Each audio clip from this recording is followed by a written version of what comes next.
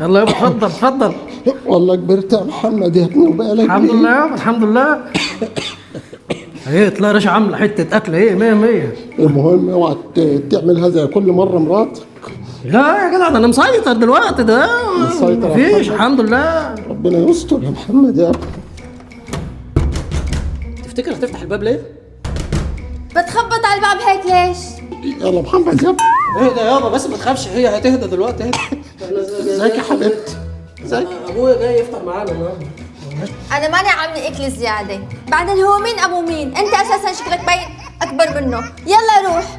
وانت نسيان انك كاتب لي البيت باسمي؟ خد ابوك وامشي من هون يلا. يلا خد ابوك وامشي من هون. يا ابني قلت لك 100 مره خلي شخصيتك جامده. عارف يا محمد انت بتفكرني بمين؟ مين يابا؟ بتفكرني بيا.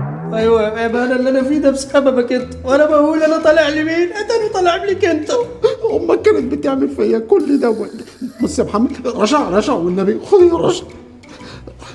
خدي يا رشا يا بنتي. قلت لك اطلع برا.